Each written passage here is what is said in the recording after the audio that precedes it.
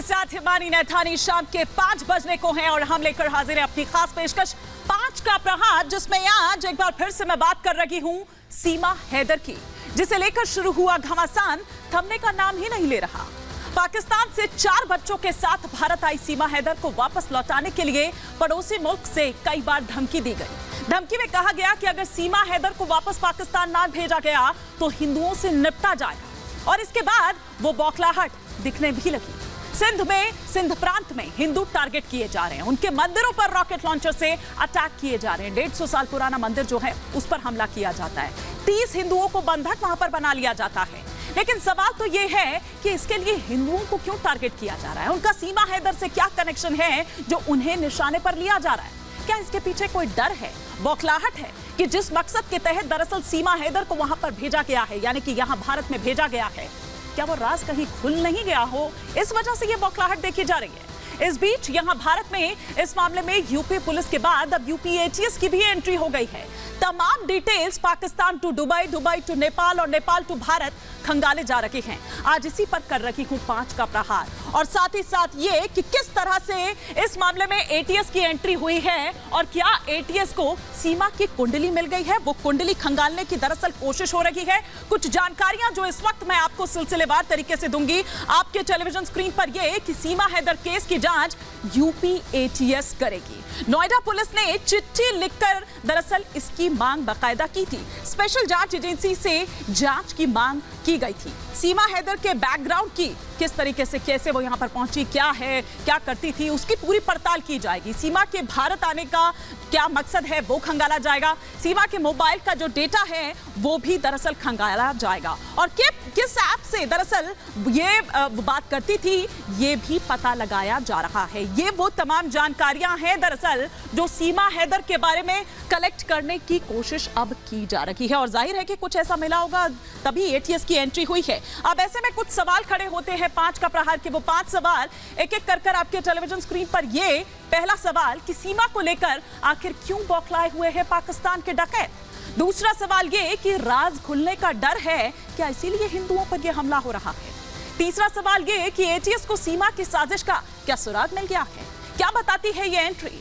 चौथा सवाल ये कि कौन कर रहा है पाकिस्तानी सीमा हैदर की मदद।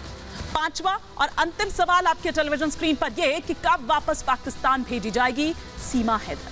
ये वो तमाम सवाल होंगे जिसके इर्द गिर्द आज हम अपनी चर्चा करेंगे। कई खास मेहमान यहां हिंदुस्तान से और उधर पाकिस्तान से भी जुड़ेंगे, लेकिन पहले एक छोटी सी रिपोर्ट।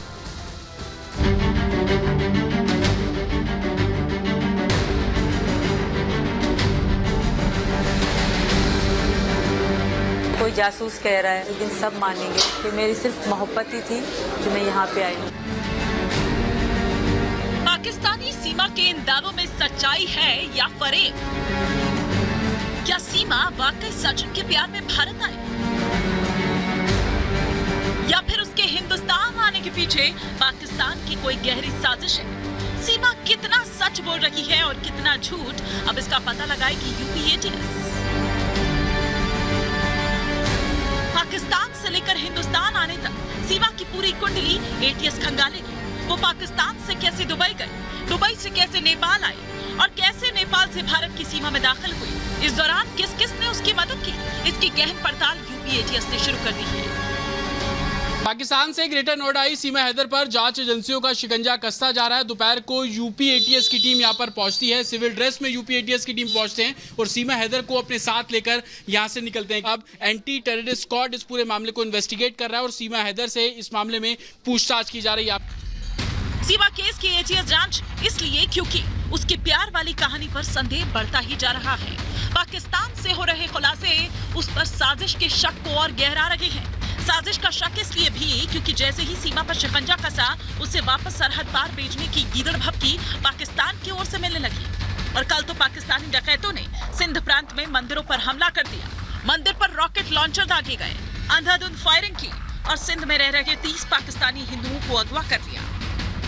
सीमा वापस कराई वने, सीमा वापस न कंदो तो को भी मंदिर महफूज न रहंदुसि।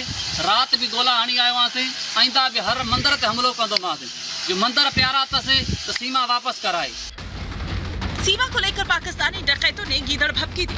मंदिरों पर हमला किया, पाकिस्तानी हिंदुओं के अपहरण, कई सवाल खड़े कर रहे हैं। सवाल ये है कि क्या सीमा का राज उजागर हो गया है, इसलिए पाकिस्तानी डकैत बौखला गए। वहां के हिंदुओं के साथ ऐसा दुर्व्यवहार होता रहेगा तो हिंदुस्तान में 30 करोड़ मुसलमान है, अगर उनके साथ हम ऐसा व्यवहार करेंगे तो कैसा लगेगा। मंदिरों की तोड़फोड़ किया, वहां पे गोली बारूद दागे हैं और करीबन हिंदुओं का 30 करीबन हिंदुओं का अपहरण कर लिया। ये बहुत ही चिंतनीय है। पहले से धमकी दे रहे हैं और जानबूझ करके पाकिस्तान में पहले से जिस प्रकार से हिंदुओं का उत्पीड़न हो रहा है वो जग जाहिर है। सरहद पार मंदिर पर हमला, हिंदुओं के खिलाफ अत्याचार पर पाकिस्तान को सबक सिखाने की मांग उठ रही है। साथ ही सीमा पर भी सवाल खड़े हो रहे हैं कि क्या वो पाकिस्तान का भेजा मोहरा तो नहीं, क्या वो प्यार का नाटक कर भारत विरोधी साजिश तो नहीं रच रही। उनके पीछे आने के मकसद पर ज्यादा तवज्जो देनी चाहिए और वहाँ पर तफ्तीश होनी चाहिए कि आखिर वो कैसे आई हैं, किस इरादे से आई हैं और क्या करना चाहते हैं। सीमा हैदर को लेकर हिंदुस्तान से पाकिस्तान तक घमासान बढ़ा हुआ है, लेकिन सवाल ये है कि सीमा हैदर का सच क्या है, आखिर किस मकसद से वो भारत आए, क्या एटीएस को सीमा की साजिश का सुराग मिल गया है, और सवाल ये भी कि कब पाकिस्तान भेजी जाएगी Seema. Bureau report, Republic Bharat.